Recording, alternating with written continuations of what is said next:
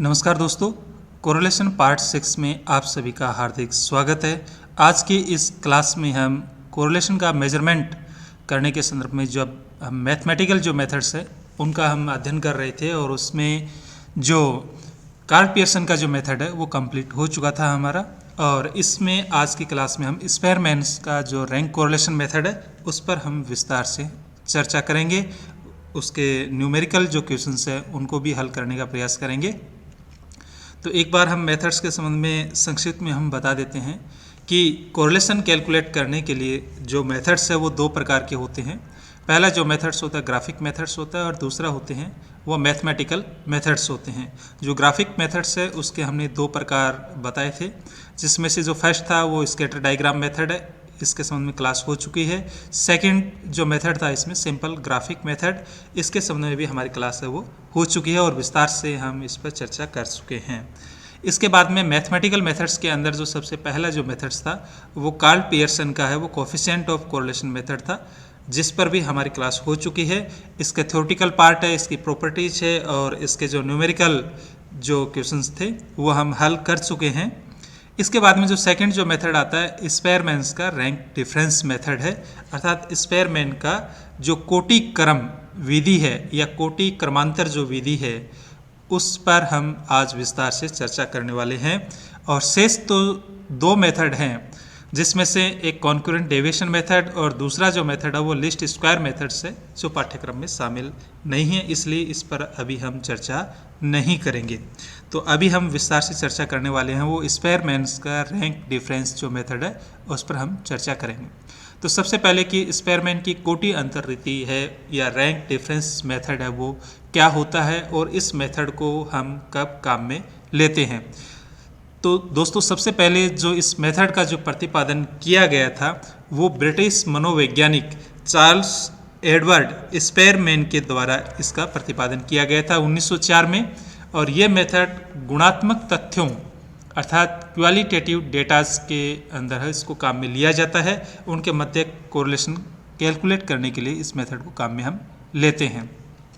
तो इसको CA. Spearman या इसके नाम स्पेयरमैन की वजह से इसको स्पेयरमैन की कोटि अंतर रीति कहा जाता है। ये जो मेथड है इसका प्रयोग हम उस समय करते हैं जैसा कि अभी हमने बताया गुणात्मक तथ्यों में करते हैं। और गुणात्मक तथ्यों में इसलिए करते हैं क्योंकि जब चरों को अंकों या मात्रा में जहाँ व्यक्त नहीं किया जा सकता तो उनको हम गुणात्मक तथ्यों में व्यक्त करते हैं। और गुणात्मक तथ्यों के जैसे यहाँ पर एग्जाम्पल दिया गया है, सुंदरता है अर्थात ब्यूटी, बुद्धिमत्ता इंटेलिजेंसी, स्वास्थ्य हेल्थ, ईमानदारी अर्थात इंटेलिजेंसी, इस प्रकार के कुछ क्वालिटेटिव फैक्ट्स होते हैं जिनको हम अंकों में व्यक्त नहीं कर सकते। इनको केवल हम रैंक दे सकते हैं, first, second, third, fourth, fifth, इस प्रकार से रैंक दी जा सकती है, अर्थात कोटि क्रम दिए जा सकते हैं। और उस क्रम के आधार पर हम क्या है इसमें कोरिलेशन कैलकुलेट करते हैं अर्थात ज्ञात करते हैं। सर्वप्रथम हम क्या करते हैं, दोनों समग्र श्रेणियों के मूल्यों को अलग अलग अर्थात हमारे पास दो डेटा सीरीज होती है, एक एक्स की होती है एक वाई सीरीज होती है। उनकी जो वैल्यूज़ दी गई है उनको हम क्या करते हैं बड़े से छोटे के क्रम में अथवा छोटे से बड़े मूल्यों के क्रम में हम रैंक प्रदान कर देते हैं। रैंक प्रदान करने के पश्चात हम इसका जो फॉर्मूला है वो काम में लेते हैं। यहाँ पर आर लिखा गया है, जो स्मॉल आर अर्थात इसका तात्पर्य है कोरिलेशन से है, अर्थात सहसंबंध के जब कार्ल पियर्सन के मेथड में भी हम इसी आर को काम में लेते थे स्मॉल आर। और जो सेकंड जो कैपिटल आर लिखा गया है इसका तात्पर्य रैंक से है। तो ये जो कोरिलेशन है वो रैंक पर बेस्ड है, अर्थात कोटि अंतर रीति के लिए हम इसको शॉर्ट में इसको काम में लेते हैं। कहीं पर स्मॉल आर और कैपिटल आर के स्थान पर एक शब्द ग्रीक वर्ड जो शब्द है वो लिखा जाता है, जो वो होता है रहु के द्वारा भी इसको व्यक्त किया जाता है। और इसको इस प्रकार से लिखा जाता है आर अर्थात पी, जो पी की तरह जो लिखा गया इसको रहु कहा जाता है, ये ग्रीक का है और ये रैंक कोरिलेशन कोएफिशिएंट का इंडिकेटर होता है।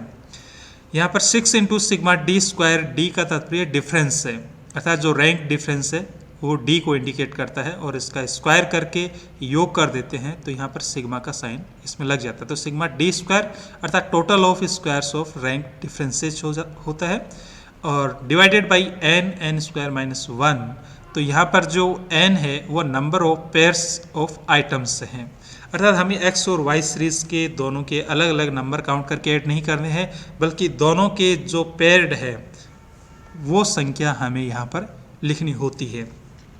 तो इस फॉर्मूला के माध्यम से आसानी से हम कैलकुलेशन है वो कर सकते हैं। देखिए आगे, यदि रैंक जब हम देते हैं और रैंक बड़े से या छोटे क्रम में या छोटे से बड़े क्रम में हम दे सकते हैं रैंक, यदि क्वेश्चन में दिया गया हो कि बड़े से छोटे क्रम में रैंक देना है तो उसी के अनुसार देना है, अन्यथा अपनी इच्छा अनुसार हम रैंक दे सकते हैं।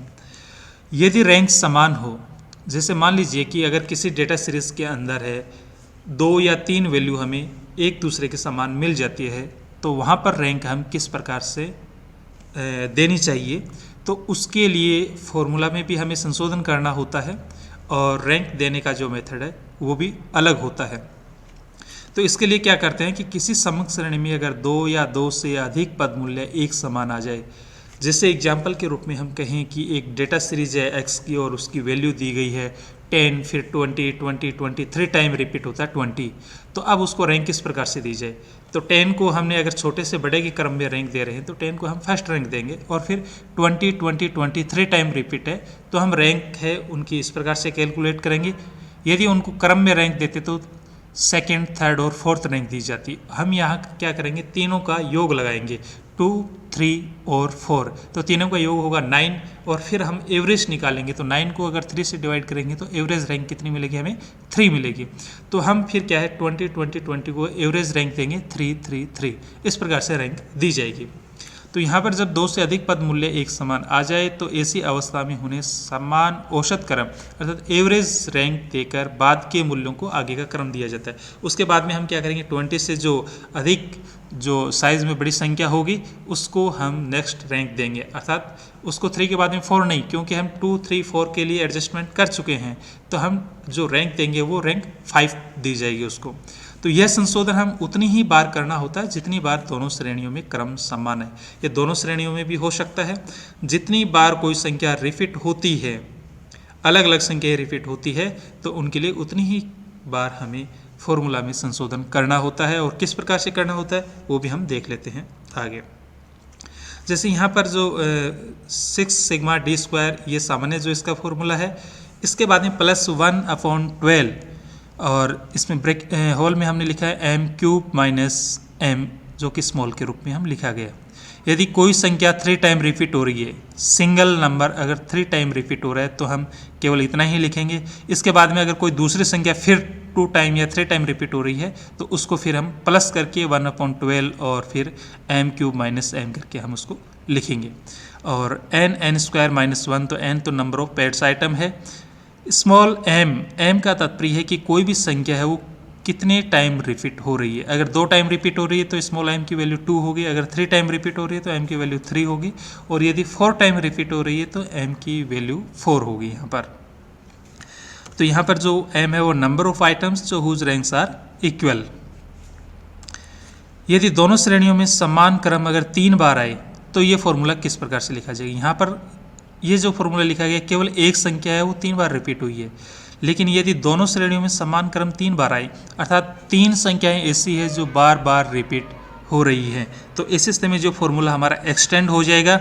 और यहाँ पर हम जो यहाँ तक फॉर्मूला हम लिख रहे थे, अब उसको क्योंकि सेकेंड जो नंबर है जो बार बार रिपीट हो रहा है उसके लिए ये फॉर्मूला ऐड होगा, और इसकी कोई संख्या फिर अगर रिपीट हो रही है अलग से कोई संख्या है, जैसे हमने पहले जो बात की थी वो इसमें 20, 20, 23 टाइम रिपीट हो रहा है तो उसके लिए यहाँ तक हो गया। इसके बाद में कोई संख्या है जैसे कि 40, 42 टाइम रिपीट हो रहा है तो उसके लिए यह हो जाएगा। फिर यदि कोई संख्या है नेक्स्ट जो सीरीज है अर्थात वाई सीरीज है उसमें कोई संख्या अगर रिपीट हो रही है, एग्जाम्पल के तौर पर 60, 60, 63 टाइम रिपीट हो रही है तो उसके लिए हम आगे से ये पार्ट ऐड कर देंगे। तो जितनी बार भी कोई संख्या रिपीट होती है वो पार्ट इसमें फॉर्मूला में ऐड होता रहता है। जो डिवाइड जब हम करते हैं तो वो जो फॉर्मूला है जिसका हम भाग लगाते हैं तो वो सेम ही रहता है, n² - 1, और n का तात्पर्य नंबर ऑफ पेयर्स आइटम होता है। आगे जब हम न्यूमेरिकल क्वेश्चन सॉल्व करेंगे तो और अधिक क्लियर हो जाएगा। यहाँ पर एक क्वेश्चन दिया गया है कि from the following data calculate coefficient of correlation by rank difference method.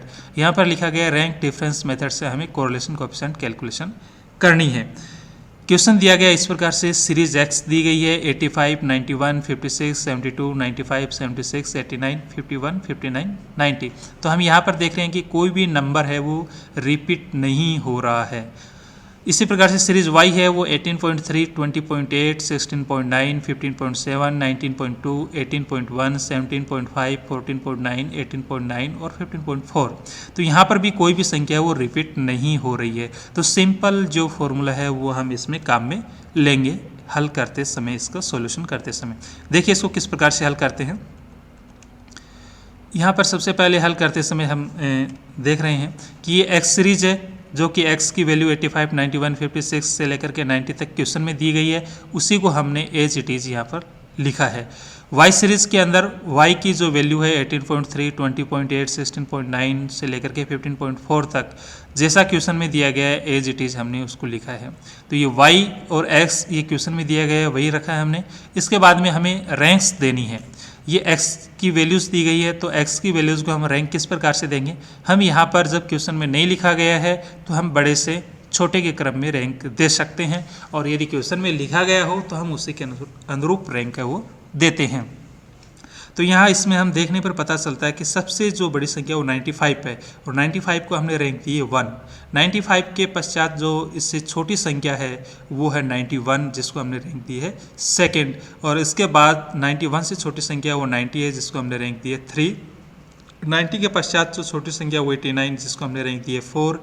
89 के पश्चात जो छोटी संख्या वो 85 है, जिसको हमने रैंक दी है 5।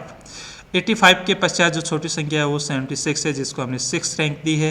फिर इससे छोटी संख्या वो 72, जिसको हमने 7 रैंक दी है, और 72 से जो छोटी संख्या है वो 59 है, जिसको हमने रैंक दी है वो 8, और 59 से जो छोटी संख्या है 56, जिसको 9 रैंक दी है, और सबसे जो छोटी संख्या है वो 51 है, जिसको हमने रैंक 10 दी है। तो इस प्रकार से जो x की वैल्यू दी गई है उसमें हम बड़े से छोटे के क्रम में रैंक प्रदान करते हैं। इसी प्रकार से हम y सीरीज़ के अंदर है वो रैंक प्रदान करेंगे। तो यहाँ पर सबसे जो बड़ी संख्या है वो 20.8 है, जिसको हमने फर्स्ट रैंक दी है। 20.8 के पश्चात सेकंड है वो 19.2, अर्थात 20.8 से छोटी संख्या वो 19.2 है सेकंड नंबर पर, तो उसको हमने सेकंड रैंक दी है। इसके पश्चात 18.9 है, इसको हमने थर्ड रैंक प्रदान की है। 18.3 है जो इससे छोटी है, जिसको हमने 4 रैंक दी है। इसके पश्चात जो हमने 18.1 है, जिसको फिफ्थ रैंक दी है, और इसके पश्चात हमने जो रैंक दिया वो 17.5 को इससे छोटी संख्या जिसको 6 रैंक दी है। 16.9 जो इससे 17.5 से छोटी है, जिसको 16.9 को 7 रैंक दी है। 15.7 को 8 रैंक दी है, और इससे छोटी संख्या 15.4 को हमने 9, और सबसे छोटी संख्या 14.9 को हमने 10 रैंक दी है। तो इस प्रकार से एक्स और वाई सीरीज़ को रैंक दी जाएगी। हमने बड़े से छोटे क्रम में रैंक प्रदान की है। इसके बाद में हमें कैलकुलेट करना रैंक डिफरेंस, अर्थात कोटि क्रमांतर, कोटि में अंतर ज्ञात करना है। जो रैंक दी है इनमें क्या डिफरेंस है, तो ये डी कैलकुलेट करेंगे। 5 में से 4 को घटाएंगे तो 1 मिलेगा, 2 में से 1 को घटाएंगे तो 1 मिलेगा, 9 में से 7 घटाए तो 2, 7 में से 8 लेस करेंगे तो -1, 1 में से 2 घटाएंगे तो माइनस का 1, और 6 में से 5 घटाएंगे तो 1, 4 में से 6 को घटाने पर माइनस के 2, और 10 में से 10 घटाएंगे तो 0 मिलेगा। 8 में से 3 घटाने पर 5, और 3 में से 9 घटाने पर माइनस के 6 मिलेगा। अब हम इसका योग लगाएंगे, तो योग हमें मिलेगा, इसमें 0 मिला है, तो ये योग है। डी के साथ में सिग्मा लग जाएगा, सिग्मा का तात्पर्य योग होता है, तो डी का जो योग है वो कितना मिला हमें यहाँ पर 0। इसके पश्चात हम डी स्क्वायर करते हैं, अर्थात जो हमने रैंक डिफरेंस कैलकुलेट किया है इसका स्क्वायर करना है, अर्थात उसको उसी से मल्टीप्लाई करना, गुणा करना है। 1 को 1 से गुणा करने पर 1, 1 को 1 से गुणा करने पर 1, 2 को 2 से गुणा किया 4, -1 को -1 से गुणा करने पर 1, -1 को -1 से गुणा करने पर 1, 1 को 1 से गुणा करने पर हमें 1 मिला, -2 को -2 से गुणा करने पर 4, और 0 को 0 से 0, 5 को 5 से गुणा करने पर 25, -6 को -6 से गुणा करने पर 36, और इसके पश्चात यहाँ से लेकर के इनका योग लगाएंगे तो वो 74 मिलेगा। तो ये क्या हो गया, डी स्क्वायर का योग क्या, सिग्मा डी स्क्वायर हो चुका है। अब हम सिंपल जो फॉर्मूला है वो काम में हम इसमें लेंगे। फॉर्मूले के अंदर आर का तात्पर्य रैंक कोरिलेशन है। 1 - 6 सिग्मा डी स्क्वायर की वैल्यू हमें मिल चुकी है, 74 रखेंगे। एन की वैल्यू है वो यहाँ से लेकर के कितने पेयर्ड आइटम है। पेयर्ड आइटम इसमें ये कहा जाता है कि एक्स और ये वाई दोनों जब यहाँ पर है तो इसका मतलब ये एक पेयर्ड आइटम हो गया, 91, 20.8 ये सेकंड पेयर्ड आइटम हो गया। तो इस प्रकार से हम काउंट करेंगे तो n इक्वल हमें 10 मिलेगा। टोटल पेयर्ड आइटम है वो 10 है। तो n की वैल्यू 10 और यहाँ पर 10 स्क्वायर माइनस 1, तो यहाँ पर हम वैल्यू रख देते हैं 6 सिग्मा d स्क्वायर की वैल्यू यहाँ से 74 हमने रखी और n की वैल्यू 10 है। इसको हम हल कर लेते हैं, तो हल करेंगे तो यहाँ पर 6 को 74 से मल्टीप्लाई करने पर 444 हमें मिला और 10 को 10 से मल्टीप्लाई किया तो 100 में से 1 लेस करेंगे तो 99 और 99 को 10 से मल्टीप्लाई करेंगे तो 990 मिलेगा। इसको और अधिक सरल कर लेते हैं, अर्थात 990 में से 444 घटा देते हैं और फिर 990 का हम भाग लगाएंगे, तो घटाने पर हमें मिलेगा 546 और उसमें से 990 का भाग लगाएंगे तो हमें जो रैंक कोरिलेशन मिला है वो 0.55 पॉजिटिव अर्थात प्लस में हमें मिला है, क्योंकि ये पॉजिटिव है यहाँ पर। तो यहाँ 0.55 हमें रैंक मिला है, रैंक कोरिलेशन की वैल्यू हमें मिली है, कोफिशिएंट की वैल्यू हमें मिली है और ये किस प्रकार का एक मॉडरेट कोरिलेशन है, अर्थात क्योंकि 0.25 से ग्रेटर देन है और 0.75 से लेस देन है, तो इसलिए इसको मध्यम स्तर का वो सहसंबंध कहा जाएगा। तो इस प्रकार x और y श्रेणी में मध्यम मात्रा का धनात्मक कोटि सहसंबंध है।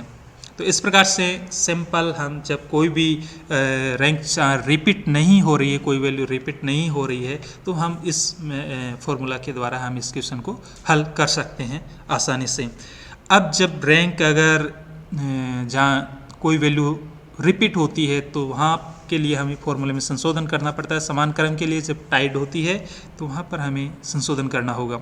यहाँ क्वेश्चन दिया गया है एक कि from the following data calculate coefficient of correlation by rank difference method. Question में सीरीज x दी गई है, सीरीज y दी गई है। सीरीज x में 48, 33, 49, 16, 16, 65, 24, 16 और 57।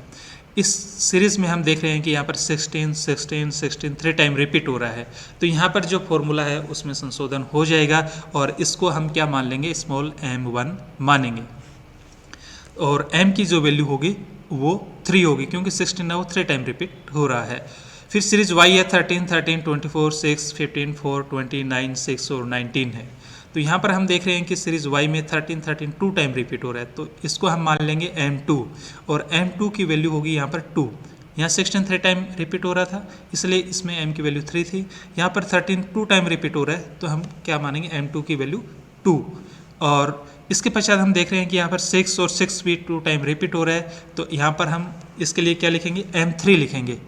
m1 16 हो चुका, m2 13 हो चुका, इसके पश्चात m3 ये होगा और m3 की वैल्यू यहाँ पर भी क्या होगी 2, क्योंकि 6 और 2 टाइम रिपीट हो रहा है इसलिए 2, 13 भी 2 टाइम रिपीट हो रहा है इसलिए m2 की वैल्यू 2 और 16 3 टाइम रिपीट हो रहा है इसलिए m1 की वैल्यू 3 होगी।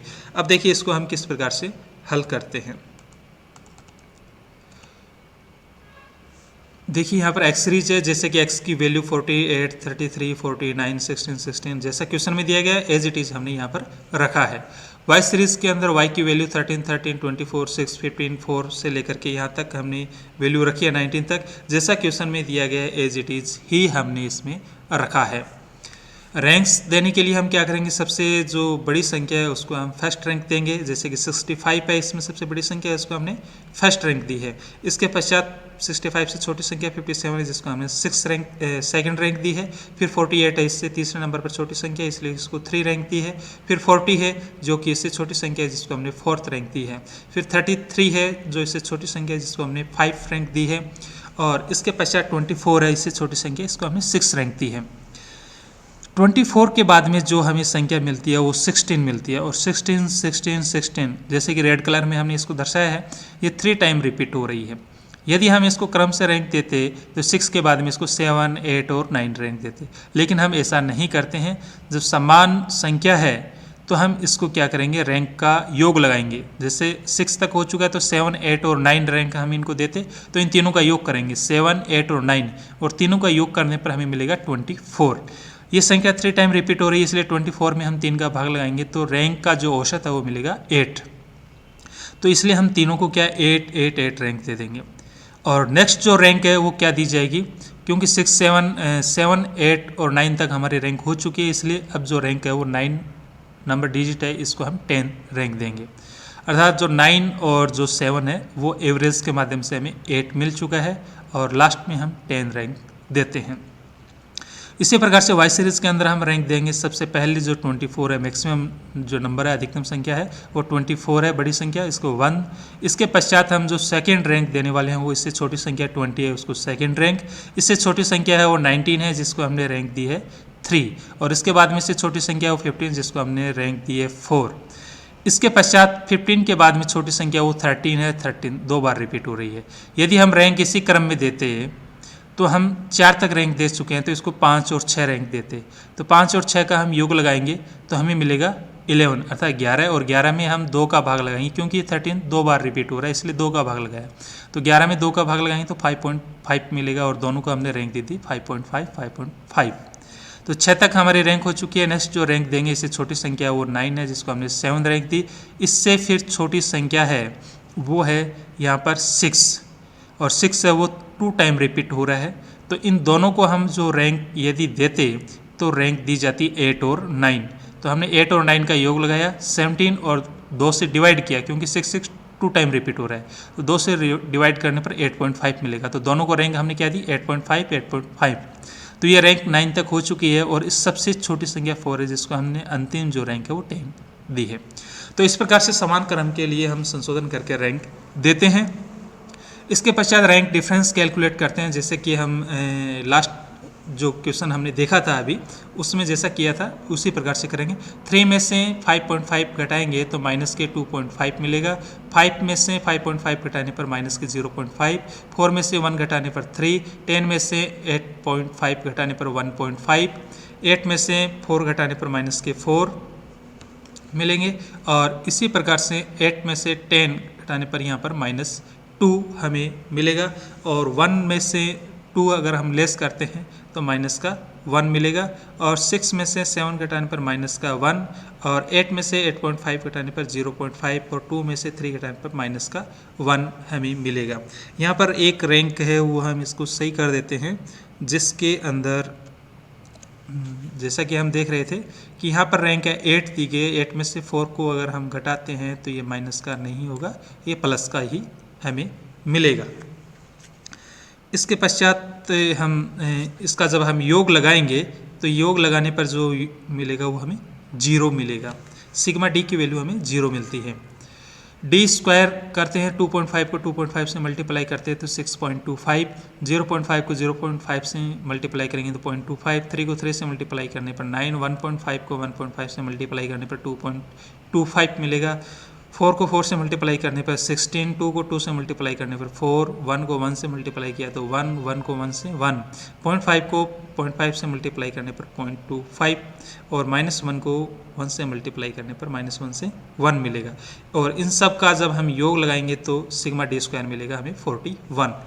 अब जो फॉर्मूले के अकॉर्डिंग कैलकुलेशन हमें करनी थी वो सब हमें प्राप्त हो चुकी है। और इसमें हमने जैसा कि बताया कि एक्स श्रेणी के अंदर वो 16 3 टाइम रिपीट हुआ था, इसलिए m1 की वैल्यू जो होगी 3, क्योंकि 16 3 टाइम रिपीट हुआ है। और वाई श्रेणी के अंदर 13 है वो 2 टाइम, और 6 भी 2 टाइम रिपीट हुआ है। तो 13 के लिए m2 को हमने काम में लिया है, और 16 के लिए m3। और दोनों की वैल्यू क्या है, 2 के बराबर है, क्योंकि ये 2 बार रिपीट हो रहे हैं। 13 भी 2 टाइम और 6 भी 2 टाइम रिपीट हो रहा है। अब इस फॉर्मूले को हमने एक्सटेंड किया है। ये m1 है जो कि 16 के लिए, m2 है जो कि 13 के लिए, m3 है वो 6 के लिए है, वो एक्सटेंड हमने किया। यदि और भी कोई संख्या रिपीट होती तो उसको हम और आगे एक्सटेंड कर देते। यहाँ पर वैल्यू रखेंगे 6 सिग्मा डी स्क्वायर की वैल्यू 41 है, वो रखेंगे। m1 की वैल्यू है वो 3 होगी, क्योंकि 16 3 टाइम रिपीट हो रहा है, तो हम इसमें वैल्यू भी रख देते हैं। सिग्मा डी स्क्वायर 41 1/12 m की वैल्यू है वो 3 है, क्योंकि 3 टाइम रिपीट हो रहा है 16 3। और फॉर्मूला में जैसे कि क्यूब माइनस और m3 1/12। यहाँ पर m2 की वैल्यू है वो 2 है, क्योंकि m2 किसके लिए काम में लिया हमने, 13 के लिए, और 13 2 टाइम रिपीट हो रहा है तो इसलिए 2 रखा है हमने। माइनस इसके पश्चात जो m2 है वो उसकी जो है वो यहाँ पर m2 ही है, ये तो ये 2 है यहाँ पर। और m3 के लिए जो है वो हम 2 ही काम में लेंगे, क्योंकि 6 जो रिपीट जो हो रहा है यहाँ पर वो 2 टाइम रिपीट हो रहा है। तो यहाँ पर इसमें भी साथ में इसमें कर सकते हैं m ये 2, और यहाँ पर ये है m3 जो कि 6 के लिए हमने इसको काम में लिया है।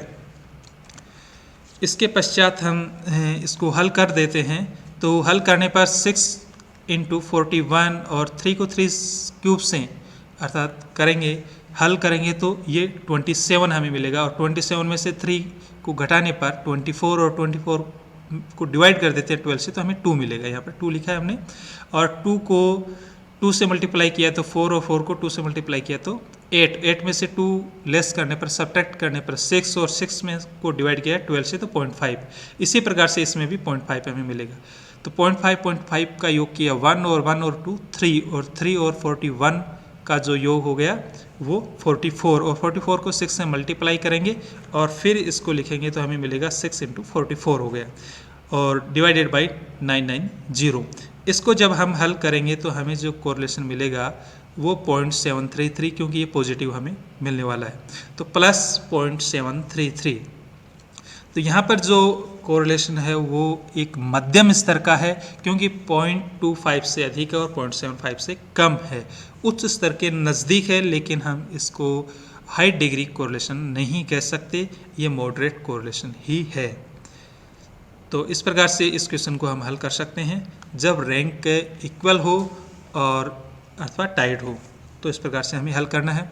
अब एक अंतिम क्वेश्चन और इसमें देख लेते हैं हम कि 10 competitors in a beauty contest are ranked by 3 जजेज इन द फॉलोइंग ऑर्डर। ये क्वेश्चन कई बार विश्वविद्यालय की परीक्षाओं में पूछा गया है कि एक कंपटीशन होता है और जिसमें जो पार्टिसिपेंट है उनकी संख्या 10 है, 10 पार्टिसिपेंट है। ब्यूटी कॉन्टेस्ट होता है, अर्थात सुंदरता की एक प्रतियोगिता आयोजित की गई है, और जिसमें 3 जज हैं, जज फर्स्ट, जज सेकंड और जज थर्ड। उनके द्वारा जो 10 पार्टिसिपेंट हैं उनको रैंक दी गई है। यहाँ पर क्वेश्चन में पूछा गया है कि क्या जजों के द्वारा जो रैंक दी गई है उनके बीच में कोई कोरिलेशन है, अर्थात उनकी जो रुचि है वो एक जैसी है, इसका हमें पता लगाना है। तो ये लिखा गया कि यूज रैंक कोरिलेशन कोएफिशिएंट, इसमें क्वेश्चन में भी लिखा गया रैंक कोरिलेशन हमें काम में लेना है। डिटरमाइन विच पेयर ऑफ जजेस has the nearest approach to common taste in beauty, अर्थात उनके द्वारा जो रैंक दी गई है क्या उनके बीच में कॉमन टेस्ट है, अर्थात उनके द्वारा जो दी गई रैंक है उनकी रुचि के अंदर कोई समानता प्रदर्शित होती है क्या या दिखाई देती है क्या, तो वो हम रैंक कोरिलेशन के माध्यम से पता लगाएंगे। देखिए इस क्वेश्चन को हम किस प्रकार से हल करेंगे। यहाँ पर 3 निर्णायकों के आधार पर, जैसे कि हमने लिखा 3 निर्णायक है, क्योंकि जज फर्स्ट, सेकंड और थर्ड है, और उनके द्वारा युग्म बनाए जाएंगे। उनके फर्स्ट और सेकंड जज का हम जो उनकी जो रुचि है ब्यूटी के संबंध में जो उन्होंने रैंक दी है उनके बीच में कोरिलेशन चेक करेंगे, सेकंड और थर्ड के बीच में, और फर्स्ट और थर्ड के बीच में रैंक कोरिलेशन हम कैलकुलेट करेंगे। तो 3 रैंक कोरिलेशन यहाँ पर हमें कैलकुलेट करना है अलग अलग। तो जज जो फर्स्ट है उसके द्वारा जो रैंक दी गई, यहाँ हमें रैंक देने की आवश्यकता नहीं है क्योंकि जजेस के द्वारा पहले से ही रैंक दी गई है यहाँ पर। तो 1 से लेकर के 10 तक रैंक दी गई है। इसी प्रकार से ये जज सेकंड है जिसके द्वारा जो रैंक दी गई है उसको हमने R2 से इंडिकेट किया, और जज जो 3 है उसके द्वारा रैंक जो दी गई है 1 से 10 तक है उसको हमने R3 से व्यक्त किया है। रैंक दी जा चुकी है तो हमें क्या कैलकुलेट करना है, अब डिफरेंस कैलकुलेट करना है, और डिफरेंस कैलकुलेट करके उसका स्क्वायर करना होता है। तो हमने जैसे कि यहाँ पर बताया फर्स्ट और सेकंड जज है उसके बीच में हम कैलकुलेट करेंगे, फिर सेकंड और थर्ड जज है उनके मध्य, और फिर फर्स्ट और थर्ड के मध्य ज्ञात करेंगे। तो फर्स्ट और सेकंड अर्थात जो रैंक दी गई है R1 और R2 अर्थात सेकंड जज है इसके लिए R2, दोनों का हम डिफरेंस कैलकुलेट करेंगे और उसका स्क्वायर कर देंगे तो D² हमें मिल जाएगा। तो 1 में से 3 लेस करने पर हमें 2 मिलेगा, और 2 को 2 से मल्टीप्लाई करेंगे तो 4। इसी प्रकार से 6 में से 5 लेस करेंगे तो हमें मिलेगा 1, और 1 को 1 से मल्टीप्लाई किया तो 1। 5 में से 8 को लेस करेंगे अर्थात सब्ट्रैक्ट करेंगे, घटाएंगे तो हमें मिलेगा 3, और 3 को 3 से मल्टीप्लाई करने पर 9 मिलेगा। तो इस प्रकार से इन दोनों के बीच में हम डिफरेंस कैलकुलेट करेंगे और उसका स्क्वायर करेंगे तो हमें इस प्रकार से ये वैल्यू हमें मिलेगी, और इनका जब हम योग लगाएंगे तो वो 200 मिलेगा। तो सिग्मा D² है वो फर्स्ट और सेकंड जज के लिए हमें 200 मिला। इसके बाद में सेकंड और थर्ड जज के लिए हमने कैलकुलेशन करना है। तो सेकंड जज है वो यहाँ पर दिया गया और थर्ड जज की रैंक है वो यहाँ है। तो 3 में से 6 लेस करने पर हमें मिलेगा 3, और 3 को 3 से मल्टीप्लाई किया तो 9। 5 में से 4 लेस करने पर 1, 1 को 1 से मल्टीप्लाई किया तो 1, 8 में से 9 लेस करेंगे तो माइनस का 1, माइनस के 1 को -1 से मल्टीप्लाई करेंगे तो 1, 4 में से 8 लेस करेंगे तो हमें माइनस के 4 और -4 को -4 से मल्टीप्लाई करने पर 16। तो इसी प्रकार से आगे हम कैलकुलेशन करेंगे और इसका योग करेंगे तो 214 हमें मिलेगा सिग्मा डी स्क्वायर। ये सेकेंड और थर्ड जज के लिए है। इसके बाद में फर्स्ट और थर्ड जज के लिए हमें कैलकुलेशन करना है। तो फर्स्ट 1 में से 6 को लेस करेंगे तो 5 और 5 को 5 से मल्टीप्लाई करेंगे तो 25। 6 में से 4 लेस करने पर हमें मिलेगा 2 और 2 को 2 से मल्टीप्लाई करने पर 4। 5 में से 9 को लेस करने पर हमें मिलेगा माइनस के 4 को -4 से मल्टीप्लाई करने पर 16। तो इसी प्रकार से डिफरेंस कैलकुलेट करते हुए उनका स्क्वायर करके और योग लगाएंगे और योग हमें मिलेगा 60। तो ये सिग्मा डी स्क्वायर है वो फर्स्ट और थर्ड जज के लिए हमें मिल चुका है। अब हमें जो फॉर्मूला में जो वैल्यू चाहिए वो सब हमें यहाँ कैलकुलेट कर चुके हैं। अब फॉर्मूला में हम वैल्यू रखेंगे और कोरिलेशन ज्ञात करेंगे। तो देखिए यहाँ सबसे पहले हम जो है वो फॉर्मूला है जैसे कि 1 - 6 sigma D square divided by n square -1। तो इस फॉर्मूला के माध्यम से तीनों जजेस का है वो अलग अलग इसमें ज्ञात करेंगे। पहले फर्स्ट और सेकंड का, फिर सेकंड और थर्ड का, और फिर फर्स्ट और थर्ड जज का हम रैंक कोरिलेशन कैलकुलेट करेंगे। तो सबसे पहले फर्स्ट और सेकंड जज के लिए है, जैसा कि इस फॉर्मूले के अकॉर्डिंग हम वैल्यू रखेंगे। और सिग्मा डी स्क्वायर जो फर्स्ट और सेकंड जज के लिए 200 मिला था, तो 6 को 200 से मल्टीप्लाई करेंगे। नंबर ऑफ पेड आइटम 10 था, तो ये हमने n की वैल्यू 10 रखी है। इसको हम हल करेंगे तो 6 को 200 से मल्टीप्लाई किया तो 1200, और 10 को 10 से मल्टीप्लाई किया तो 100, 100 में से 1 लेस करने पर 99, 99 को 10 से मल्टीप्लाई किया तो 990 मिलेगा। इसको और अधिक सरल करेंगे तो 990 में से 1200 को लेस करेंगे तो माइनस के 210 मिलेंगे, और इसमें से 990 का हम भाग लगा देते हैं तो हमें जो कोरिलेशन मिलेगा वो नेगेटिव 0.212 मिलेगा। तो ये फर्स्ट और सेकंड जज के द्वारा जो रैंक दी गई है उनका रैंक कोरिलेशन है वो -0.212 है। इसके बाद में हम कैलकुलेट करेंगे सेकंड और थर्ड जजेस के द्वारा जो रैंक दी गई है उनके मध्य कोरिलेशन। फॉर्मूला यही रहेगा, इसके अकॉर्डिंग हमें वैल्यू रखनी है। यहाँ पर सिग्मा डी स्क्वायर जो फर्स्ट सेकंड और थर्ड जज के लिए वो 214 है, जैसा कि हमने अभी कैलकुलेशन किया था उसमें। और इसको हम हल करेंगे तो हमें 1 - 1284990, और इसको और अधिक हल करेंगे तो 294 डिवाइडेड बाई 990, और जो रैंक कोरिलेशन हमें मिलेगी वो नेगेटिव 0.297 हमें मिलेगी। तो यहाँ पर भी नेगेटिव कोरिलेशन हमें मिलता है सेकेंड और थर्ड जज में, अर्थात उनके द्वारा जो रैंक दी गई है उनके मध्य विपरीत संबंध है, अर्थात इन दोनों की जो रुचि है ब्यूटी के अगेंस्ट वो क्या है, अपोजिट है। इसके बाद में हम फर्स्ट और थर्ड जज के लिए हम कैलकुलेशन करते हैं। फॉर्मूला वही रहेगा और वैल्यू हम रखेंगे।